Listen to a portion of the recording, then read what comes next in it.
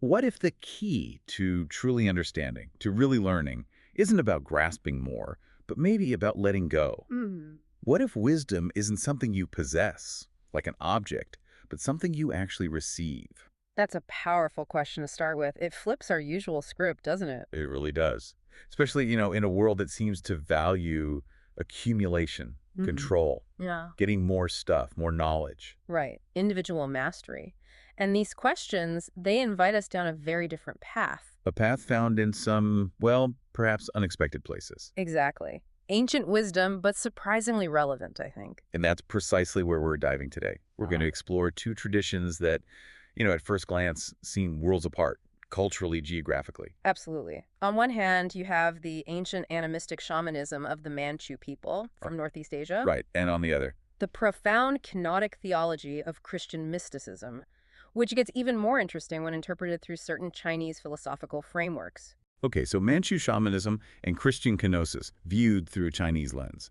That's quite a mix. What's the mission here? What are we trying to uncover? Well, our mission in this deep dive is really to explore how both these incredibly rich traditions converge on a powerful and maybe counterintuitive principle, Which is the transformative power of emptiness. emptiness. Okay, that word can sound, well, negative, like Well, lack. Right, and that's the crucial distinction we need to make up front. This isn't about absence or negation or being void in that sense. So what is it about them? It's about cultivating a posture of deep receptivity, profound humility, and what you might call relational wisdom. It's about making space. Making space to receive. Exactly, and ultimately that posture leads towards a greater sense of wholeness, of interconnectedness. So we'll be looking at figures like the Manchu shaman, Mm-hmm. deeply rooted in the natural world. And the Kenotic Christ from Christian faith. Yes, and exploring how both function as essentially teachers, pedagogical figures. Teachers who model What's a surrender, vulnerability. Precisely. Surrender, vulnerability, a kind of spiritual openness. How they become empty, in a sense, to guide others, to connect with a truth that's bigger than themselves. Okay, and our main guide for this journey. Our core source is Skylar Fiction's really insightful essay, Emptying to Receive, Kenosis and Spirit in Manchu Shamanism and Chinese Christian Theology. Right. And this essay does a wonderful job weaving together key works like Wang and Jia's study of Northeast natural consciousness from the perspective of Manchu totem culture, Okay. and also Chinese spirituality and Christian communities, a Kenotic perspective which was edited by Vincent Shen. Ah, Vincent Shen. His work on cross-cultural philosophy is fascinating. It really is. And the essay also pulls in insights from Christian mystics like Chiara Lubitsch and Meister Eckhart. So it's this incredible cross-cultural bridge. Allowing us to see maybe echoes of the same deep truth across very different spiritual landscapes. That's the hope. That's the exploration. Okay, let's unpack this core idea then. Emptiness. Yeah. As you said, it can sound paradoxical, maybe even unsettling, especially for those of us, raised to value gaining things, controlling things. Right. Accumulation is often the goal. So how are we defining emptiness here? We need to be really clear from the start, I think. Absolutely. And you're right to flag it. It's crucial. In these specific traditions, emptiness, and we'll talk about kenosis, the Greek term in the Christian context is emphatically not a void, not negation, not a lack. Okay, so it's not empty of, but maybe empty for. That's a great way to put it. Think of it as a dynamic, transformative posture. Less an absence, more. A state of readiness, a profound openness, the deliberate clearing of space within oneself. Like clearing your desk before starting a big project, making room. Exactly, that's a perfect analogy. It embodies receptivity, that capacity to receive without immediately imposing your own ideas, without trying to control the outcome, without judgment. It involves humility, a surrender of ego, of that constant need for self-assertion. And it fosters a deep relational wisdom. It's about making that inner space to receive, rather than just asserting power or consuming knowledge like a commodity. That feels like a fundamental challenge to how we often operate, doesn't it? Control, competition. It's a radical challenge, absolutely. These traditions lean into a more relational model, something more ecologically attuned, more spiritually grounded. It's a different way of learning, a different way of just being. It shifts the focus. Yeah. From me and what I can get to we, or maybe even the whole cosmos, from individual grabbing to collective receiving. Precisely. And the shared ethic underlying this is critical. True wisdom, deep understanding, it's not something you possess like an object you own. Right, you can't put it in your pocket. Exactly. It's not a commodity. It's received. It's often felt as a gift. And that very act of receiving, of letting that wisdom in, requires a surrender of the self, a letting go of that need for mastery, for absolute control. Becoming a clear channel, maybe? Or like an open vessel? A clear channel, a transparent vessel, those are excellent images. Rather than a tightly sealed container hoarding what it thinks it knows. It's not about filling your cup more, but about emptying your cup so it can be filled differently, perhaps with something unexpected. That's a compelling way to frame it. Okay, let's start our journey then. Let's travel, metaphorically speaking, to the northern forests of Northeast Asia, to the Manchu people. Their spiritual worldview sounds like a fascinating place to explore this idea of emptiness. It really is. What's foundational to how they see the world? How does that connect to this receptivity we're talking about? To really get the Manchu perspective, you have to start with their animistic cosmology.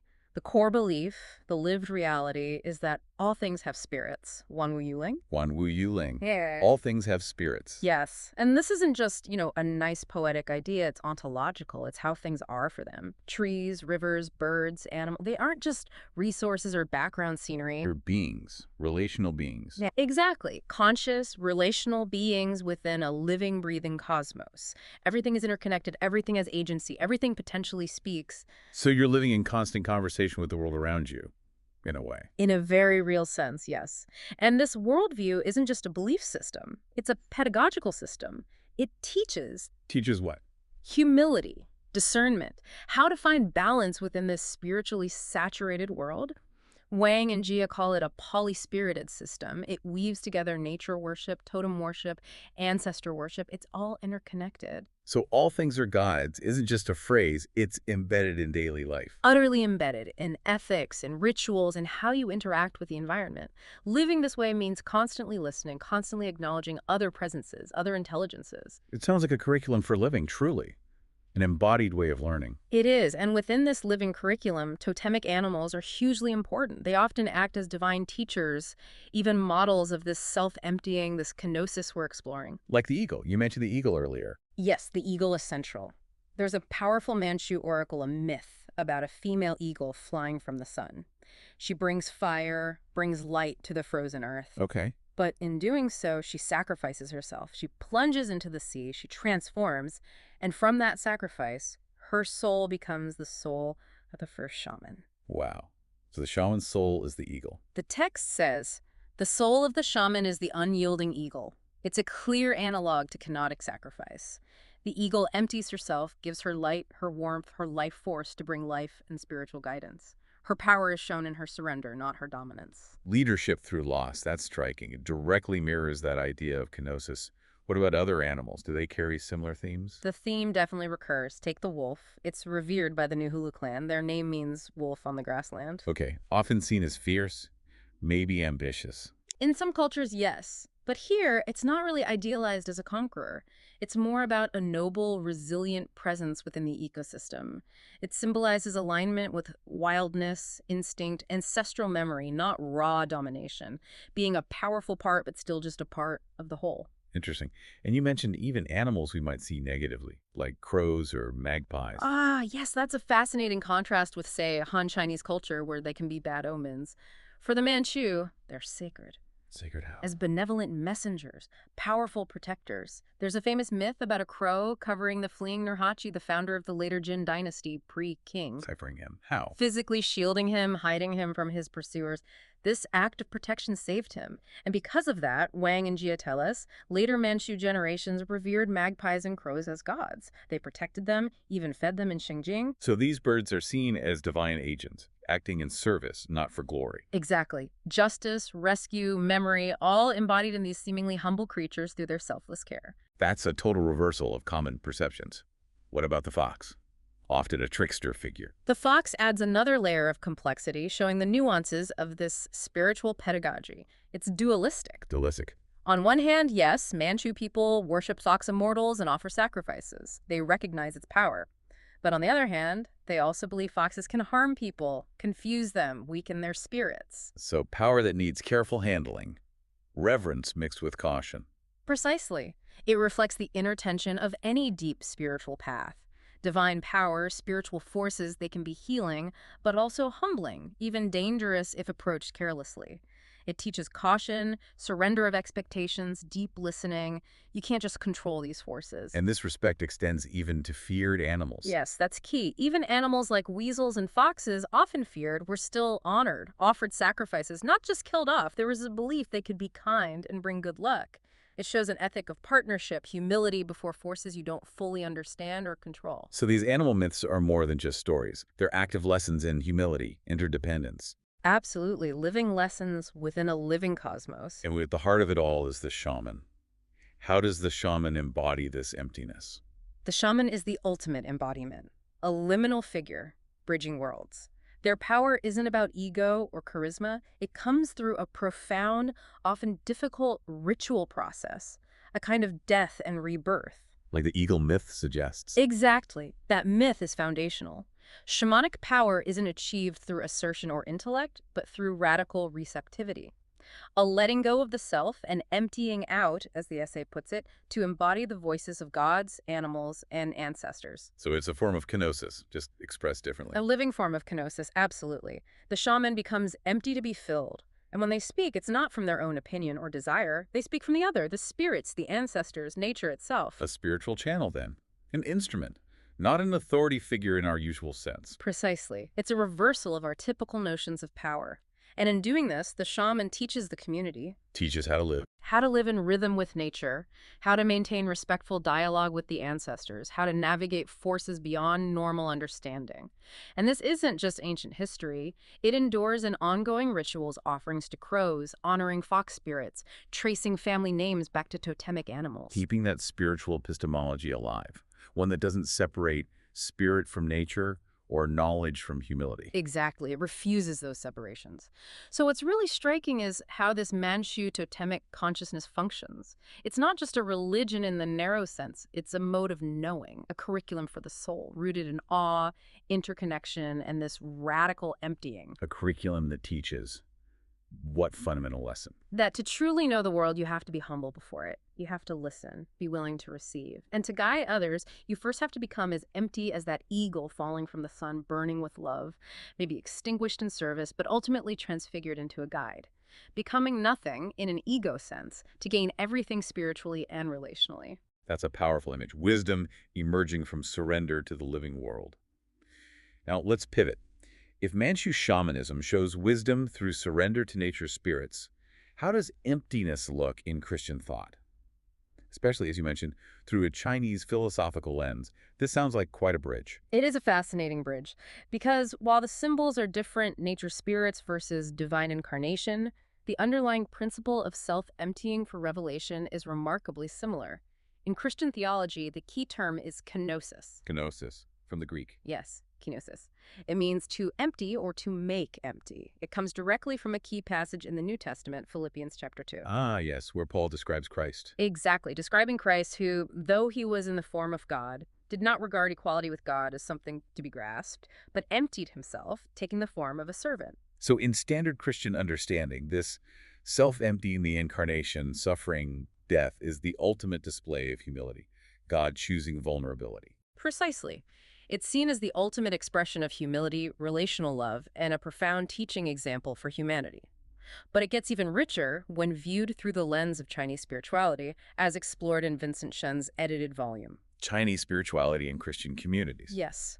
Through that lens, kenosis expands beyond just a specific doctrine. It becomes almost a universal spiritual method, resonating deeply with Chinese ideals like non-action, benevolence, transcendence. Okay, how does Shen make those connections, particularly with Confucianism, Taoism, Buddhism, the three teachings? Shen argues quite compellingly that kenosis offers a powerful spiritual response to modern challenges, the need for pluralism, humility and dialogue, authentic connection across faiths. How does it connect to Confucianism? He links kenosis to the Confucian ideal of Ren. Ren, humaneness, compassion. Yes, benevolence, humaneness.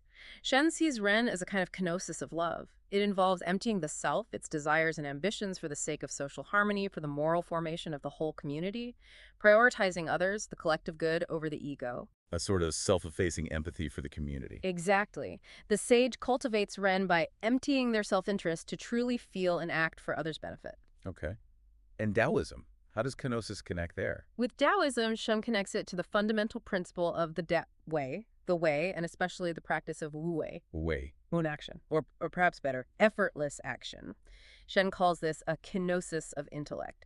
It's about emptying the individual will, the ego, rigid plans and concepts, to align spontaneously with the natural flow of the universe, the Tao. Like water flowing around a rock, not trying to force its way through. Perfect analogy. Action arising from emptiness and alignment, not forced effort. And then Mahayana Buddhism, the concept of shunyata, emptiness, seems like an obvious parallel. A profound mirror, absolutely.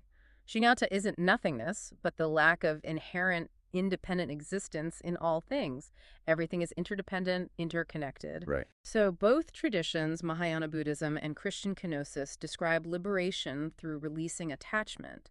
Attachment to fixed ideas, rigid identities, the illusion of a separate self. Both paths lead to openness, interconnection, compassionate awareness, emptiness leading to compassion in Buddhism, kenosis leading to love in Christianity. The parallels are really strong when you frame it that way. The essay also brings in Christian mystics, Chiara Lubitsch and Meister Eckhart.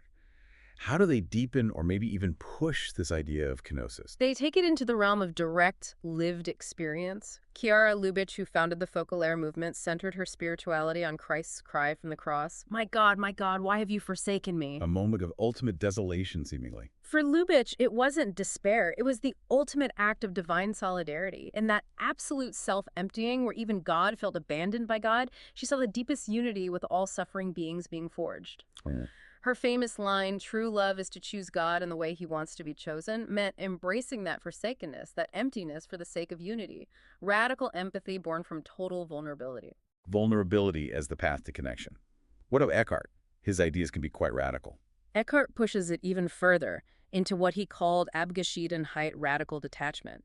He taught that the intellect must detach even from God. Detach from God. From all our concepts, images, ideas about God, to reach true divine union. He spoke of entering the still desert into which distinction never peeped, neither Father, Son, nor Holy Spirit. Beyond all familiar categories, even the Trinity. Exactly. Chan-Ta Kwang, in Shen's book, calls it regressive kenosis, going beyond all finite images and names to reach the Godhead, a divine ground of pure being, beyond form or concept. So, to truly know God, you have to let go of your idea of God. That's intensely paradoxical. It is, like truly hearing music by forgetting the notes. You negate the desire for conventional knowledge to unite directly with the source of all knowledge, which transcends categories. It reminds me of the Tao Te Ching, the sage, acting without acting, teaching without speaking, becoming full by being empty. The resonance is striking. And Shen points out that both Christian mysticism and Chinese spirituality, even when they dwell in silence and emptiness, ultimately return to dialogue, to ethical action. Emptiness isn't a dead end, it's potential. Space ready for grace or for the Tao's unfolding. What about the social side of this, or pedagogical? Does kenosis have implications for community for teaching? Absolutely, it's not just an individual practice. For Lubitsch, kenosis was a blueprint for community life. True unity happens when people embrace their own emptiness, their powerlessness, and enter into mutual, vulnerable love. How does that translate to education? She said, to be nothing of love in front of the other person is to put ourselves in an attitude of learning. That completely reframes education, not a top-down transfer of info, but mutual vulnerability, mutual listening, mutual transformation. Everyone is both teacher and learner. That could really change classrooms, workplaces, any group dynamic. Utterly. Kenosis becomes a spiritual pedagogy, much like the shaman's role. Both the mystic and the shaman empty themselves to mediate a greater truth. They serve their communities not by asserting personal power, but by listening, receiving, and returning with the truth they don't own. And this self-emptying leads not to loss, but to unity. Profound unity. With God, with nature, with others. So Kenotic theology, especially through that Chinese lens, isn't just theology. It's an educational pathway. It invites humility, embodiment, relational knowing. Jesus becomes not just an object of worship, but a teacher of presence, guiding us back into sacred relationship. Okay, this is where it gets really fascinating. We've looked at Manchu Shamanism, rooted in the forest, and Christian Kenosis, rooted in scripture and mysticism, maybe amplified through Chinese thought. Now let's put them side by side.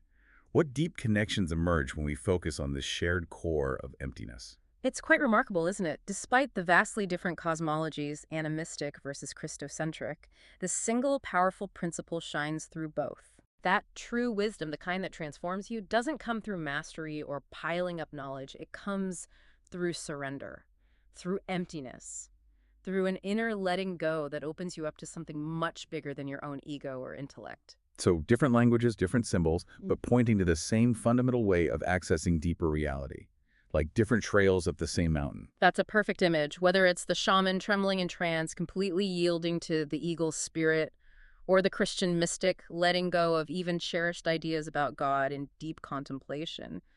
The underlying path is similar. A descent into powerlessness, humility. Yes, a deliberate descent into powerlessness, a radical humility, precisely in order to be filled by spirit, by grace, by a deeper knowing. It's a giving away of self to truly receive. And this isn't just an abstract idea. It's modeled by key figures in both traditions. They don't just teach it, they embody it.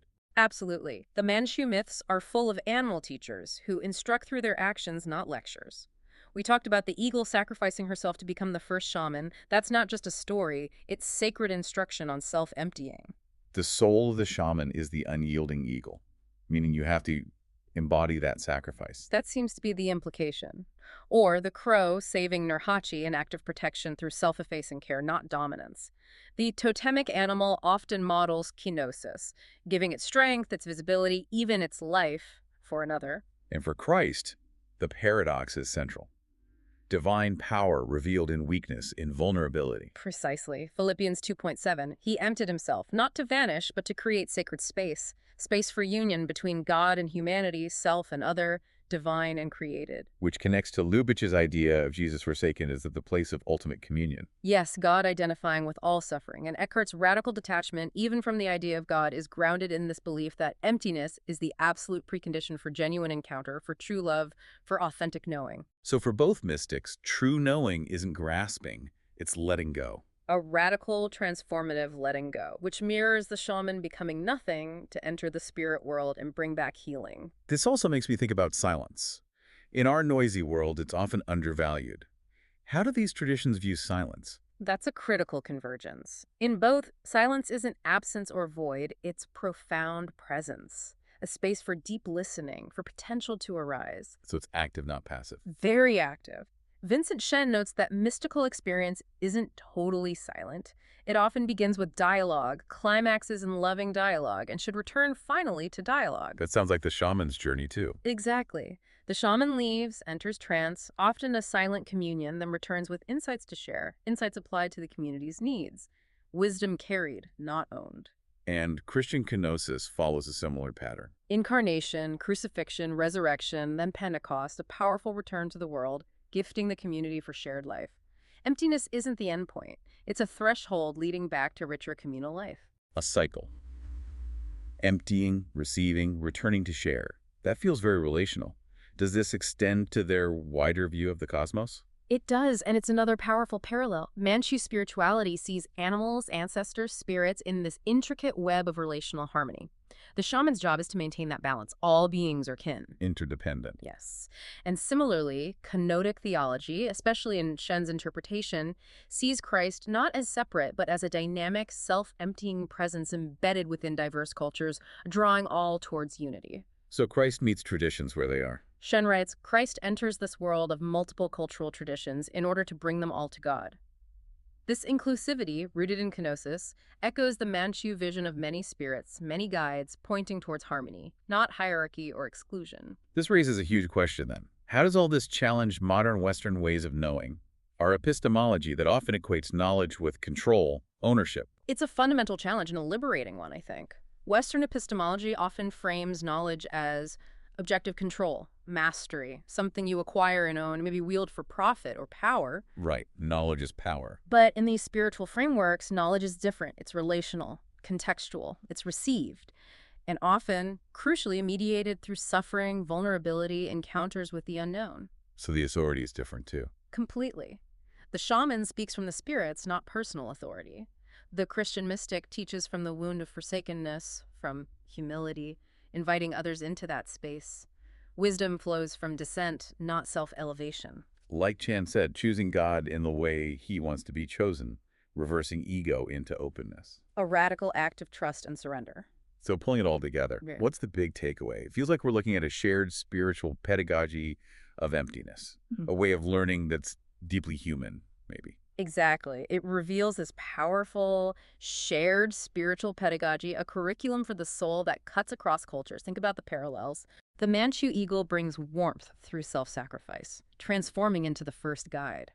Christ brings salvation through the vulnerability of the cross, ultimate self-emptying.